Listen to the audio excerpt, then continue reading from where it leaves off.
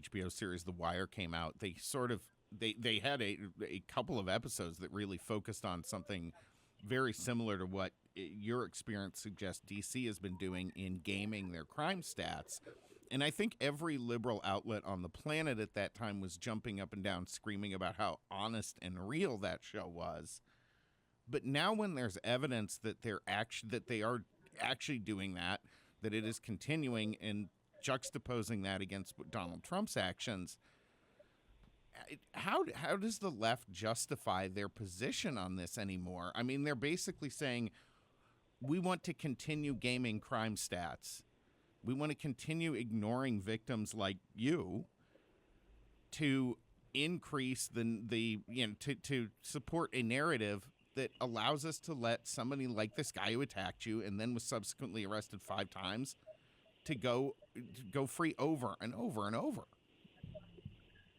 I think the left, as much as the right, genuinely doesn't understand what the issue is with crime stats. They say they're rigged. They think they're wrong, but they don't understand why. And so that's why I wanted to come forward and share my experience. And what I learned is, as of now, this year, the D.C. police, the Metropolitan Police Department, are not including all felonies, arrest charges, convictions in their crime stats. So in my case, the man who attacked me was charged and convicted of sexual abuse. Was the crime. It was not a first-degree crime. First-degree was rape. Second-degree, some of those charges include attempted rape, and then there's other second-degree charges, and then there's third-degree, and there used to also be fourth-degree sex abuse.